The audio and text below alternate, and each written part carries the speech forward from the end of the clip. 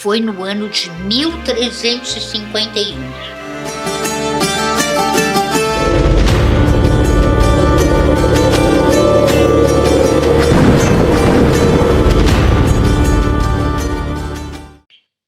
Aisling, que não era boba nem nada, percebeu que os romanos iriam fazer com seu castros, a sua aldeia, o mesmo que eles já tinham feito em tantas outras aldeias celtas. Destruir tudo, queimar os bosques, as florestas, pegar todo mundo, levar preso, torturar as mulheres, queimar as mulheres em praça pública como bruxas. Isso porque os romanos cristãos não podiam aceitar o modo de vida e as crenças daquele povo celta, daqueles povos, porque eram muitos, não era um povo só. E a Aisling sabia qual era o destino que a esperava quando os romanos entrassem na sua aldeia.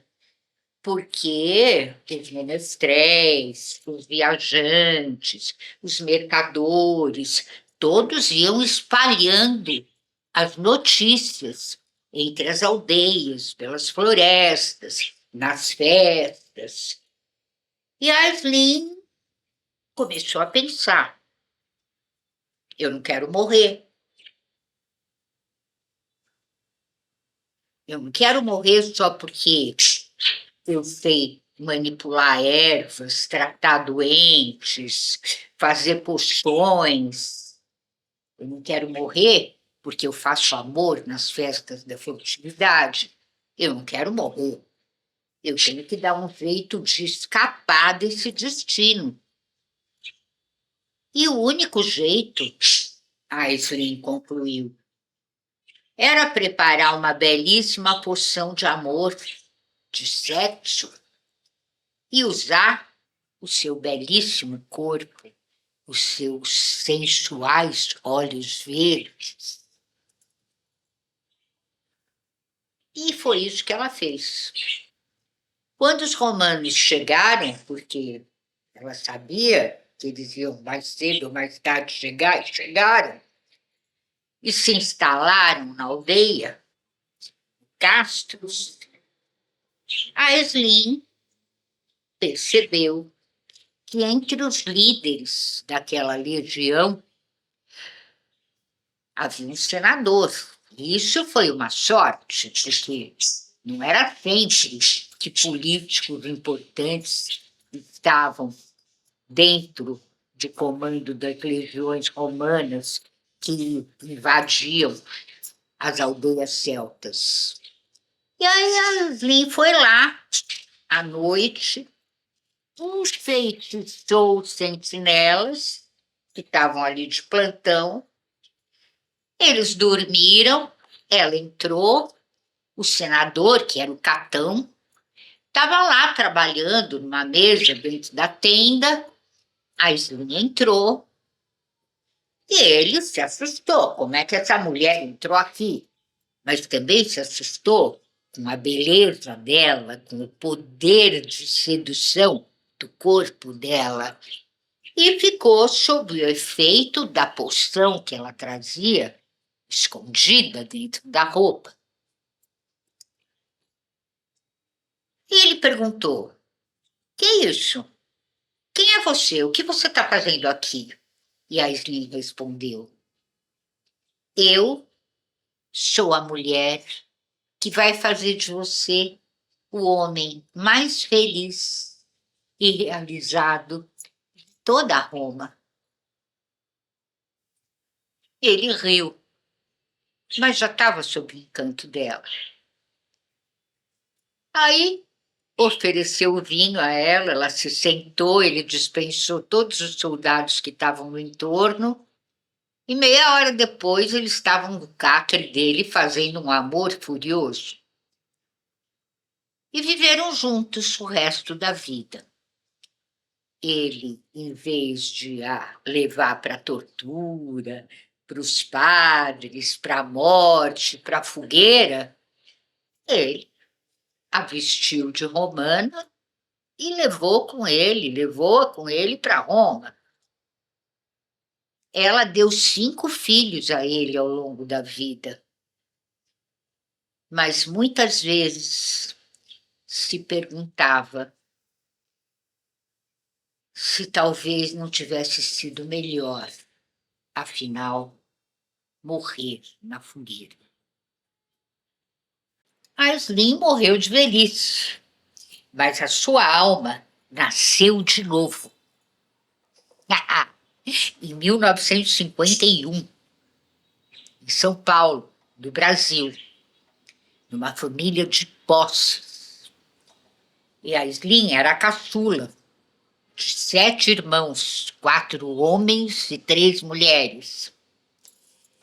E ela teve uma educação primorosa, estudou nos melhores colégios e entrou na USP, na Universidade de São Paulo, em 1971, quando ela estava com 19 anos para fazer 20. E foi lá, na recém-inaugurada Escola de Comunicações e Artes da Universidade de São Paulo, que ela conheceu o Zé Carlos, o Carlão. E foi uma química, sim, deu uma química entre os dois que foi paixão à primeira vista. Mas ela era filha de um dos mais ricos empresários de São Paulo. E ele vinha da classe média baixa. Era um líder estudantil de esquerda, lutando contra a então ditadura militar, né, que governava o Brasil naquela época. E ele não ia querer saber de se envolver com uma moça de outra classe social, rica, e que, além de tudo, estava ocupando o lugar de um pobre lá na faculdade pública, né? Quando ela podia muito bem estar fazendo uma faculdade particular. Mas não, ela estava na pública, ocupando um lugar de alguém que não pudesse pagar uma faculdade particular. Tudo isso colocava o Carlão numa posição de muita antipatia com relação à Lia, né, que era a alma da Aisling. Mas a Lia ficou muito balançada pelo cara, e o cara por ela. Aí um amigo dele, o Joel, falou: olha, Carlão, você não tem que misturar amor com política. A Lia é uma moça tão boa que ela, se vocês se envolverem, ela vai acabar passando para o teu lado, apesar da origem dela, de burguesa que ela é, da origem burguesa que ela tem. Ela vai acabar passando para o teu lado. E o Zé Carlos, o Carlão, estava bem balançado mesmo, pela Lia. Pensou, talvez, né? Mas pensava também na resistência da família dela. A família não ia querer que ela se envolvesse com um pobretão, ainda mais de esquerda, né? Então era um amor improvável. Mas tudo bem, ele existia, estava no ar, estava ali, entre eles. Aí no dia que a Lia completou 20 anos, ela pegou o carro e foi para a estrada, porque ela queria passar o aniversário dela no sítio da sua melhor amiga, que era no interior aqui do estado de São Paulo. Por outro lado, tinha o Lucas. O Lucas vinha do interior para São Paulo, no sentido contrário ao que a Lia ia fazer na estrada, dirigindo um caminhão